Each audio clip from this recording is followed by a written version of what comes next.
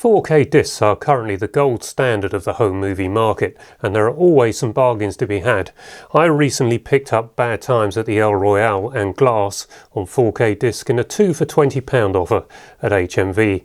HMV always have some wonderful offers, and while you can no longer get these 2 for £20 as I speak, they are in the 2 for £24 deal, as are plenty of others, and also occasionally 3 for £30. So always something worth looking out for, and we'll take a close look at these two discs to see if they really are good value for money.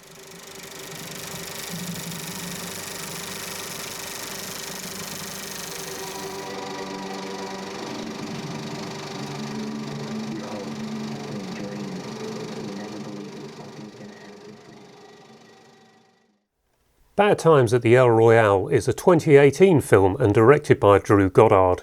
It was shot anamorphic 35mm and used vintage anamorphic lenses for a distinctive filmic look, and does have very fine film grain, thereby denoting modern fine-grain film stock. It's a very good film, but sadly it didn't do too well at the box office. It had an estimated budget of $32 million and only grossed $32 million, so must be almost totally dependent on cable, streaming and the home movie market in order to make a profit. It of course has the scope frame of approximately 2.40 to 1, has Dolby Atmos sound, which has 2 or 3 good jump scares in it, so have the volume up at a good level, and it runs for 2 hours and 21 minutes. The story is basically a group of 6 strangers meeting at a hotel across the Nevada and California borderline. That hotel is called the Royale, and it's totally convincing, but the whole film is in fact a set, and they really pulled off something special here, and you think this must have cost a fortune to make, but as I said, the budget was $32 million. It's got a great cast, great acting, a great script, and you're in for a treat with this one. I'm surprised I hadn't come across it before, but it's another one of those great films that no one told me about, and I was left to purchase it for just £10 from HMV and had a great night in here. About an hour and a half into it we stopped for a cuppa, and I commented on how good this film was and that I hadn't actually seen anything else quite like it. I probably had, but would have been years ago with the old film noirs and probably in black and white. But this one pulls off the same sort of atmosphere. It works really well, and it didn't fall apart at the end. In fact, I thought the ending was better than I was expecting, which is always a nice surprise. So this one is good all round. It's worth looking at. If you can get it in the 2 for £24, then I'd say it's a bargain. And compared to the Blu-ray, well, the Blu-ray is fine. I'm sure it's very good. It's just after looking at the 4K, the usual thing, it looks really lackluster compared to that 4K, and that's HDR again. The only other thing to probably point out about this one is that there's a very good making of on the Blu-ray, and that's well worth a look. It didn't come with a slipcase, which will no doubt upset some people, but for £10 or £12, whichever deal you can get it in, I don't think that really matters. So moving on to the next one in the 2 for £20 deal is M. Night Shyamalan's Glass, and this one turns out to be the third in a trilogy of films following Unbreakable, then Split and now Glass. So 3 comic book films, but there was nothing really to tell us that Split was a comic book until the very ending, when mysteriously the Bruce Willis character turns up in that. So that was a very good ending to that film, but this one carries on, and this one is a comic book origin film, and I found it very interesting.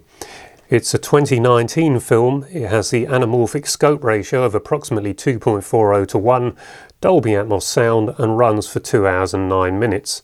It had an estimated budget of $20 million and a worldwide gross of $247 million. Unbreakable in 2000 had an estimated budget of $75 million and a worldwide gross of $248 million, so perhaps Glass did somewhat better than Unbreakable. Split was probably the biggest success of them all, with an estimated budget of $9 million and a worldwide gross of $278 million, so all in all, this trilogy has been a pretty big success. Bruce Willis and Samuel L. Jackson together again, so I thought the poster for Die Hard with a Vengeance would prove to be a suitable backdrop for this review. Now, I didn't much care for the film Split. James McAvoy's character in that was brilliant, no doubting that, and the way he seamlessly branches from one split personality to the other is really worth looking at.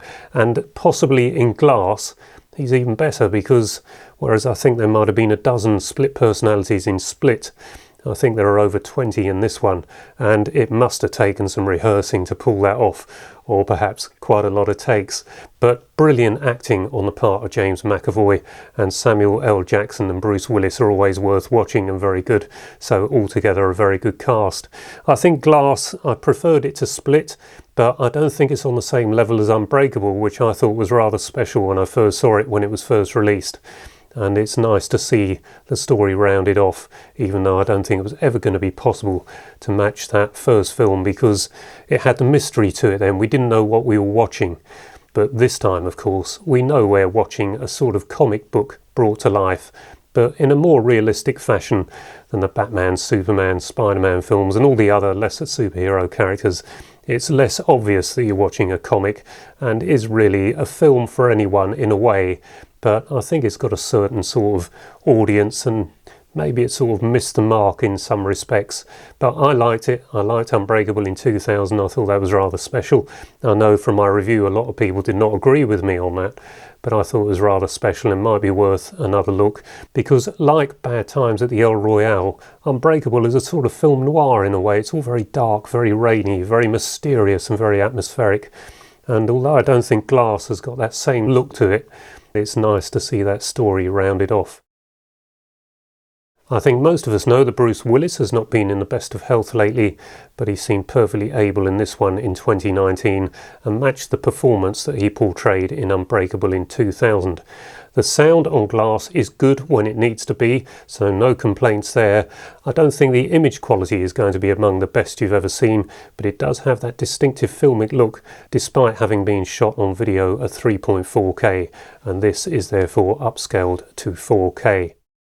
So I rather like this one, and I think if you liked Unbreakable, you've got to see Glass.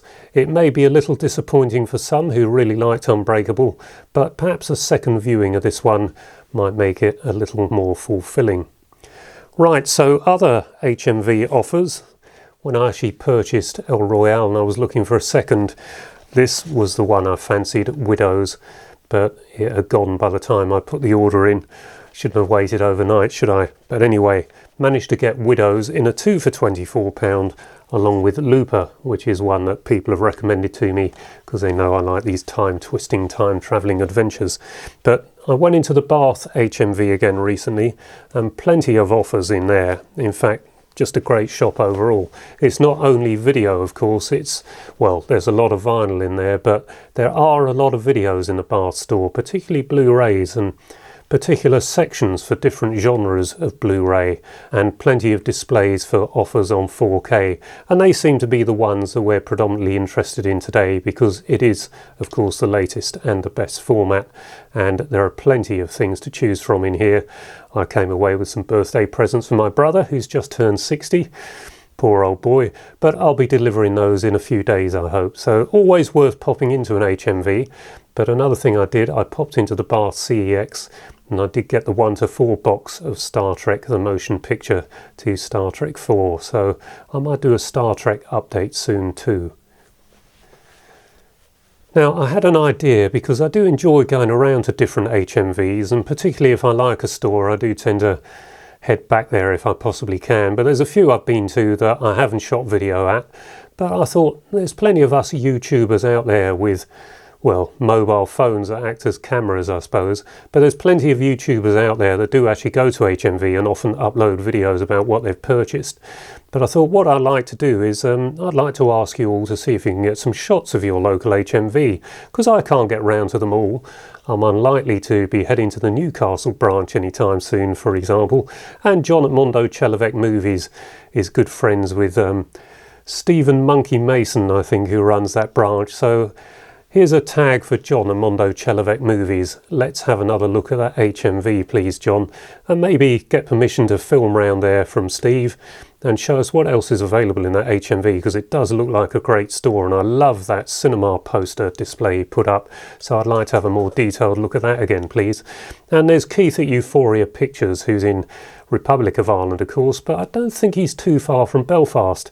Now, I'm not likely to get over to the Belfast branch anytime soon either, so anytime you're up that way, Keith, let's see if you can get in there. I have actually approached HMV to see if I can get a warning out to all managers that I'm going to be asking people to go in to get some shots of their branches, so we can sort of spread the love a bit and maybe entice a few more of us to get in there with our video cameras and actually show our branch and what we like about them. I'm not really interested in any negatives. Now, I know HMV, they've got to do what is necessary to survive, so they're selling other things in these branches now. It's not just all music and video, and that wouldn't work for a store in today's world. But if you can get in there and show us maybe what offers they've got and what they've got on display, Blu-rays, DVDs, and what particularly interests you, I thought that'd be good. So anyone who wants to be tagged, such as Pete Play Tendo Guy, he's always doing his what I picked up at HMV, CeX, and I think it's actually charity stores as well. So if you can get in there with your camera, Pete, and shoot your local store, that'd be good. So anyone who wants a tag, drop a line to me here in a comment and I'll tag you in a future video. Right, where have I been for the last couple of weeks? Well, I've been pretty busy actually. I've just released another DVD. I didn't do a Blu-ray of the latest one, but it's on the Leyland National Bus. Won't interest many people, but it was certainly an interesting project to make it. That distinctive, iconic bus had its 50th anniversary this year, so I was cajoled into making a documentary of it. But over the past weekend, I've been at the NEC Classic Motor Show, and that show just keeps getting better and better. I've uploaded a few videos from that on my original YouTube account, so have a look at that channel. I'll leave a link to that below. Anyone who wants to take a look at the 3 or 4 videos I've uploaded from the NEC. George Johnson, one of the subscribers on here, has already had a look and he's pretty impressed with the image quality, so just wait till you see the colour on those if you're watching on a smart TV. And that's the advantage of having a bespoke 4K camera that you can stick up in the air and get aerial views of. And it's quite funny actually when people notice that you've got a camera on a stick up there, how they look up at it and think, what the hell is going on there? But you get these great views, and a crowded car show, it really is the way to do it. So perhaps that's the way to do it, and these HMVs if they're too busy. Let's see. Anyway, until the next video, bye bye for now.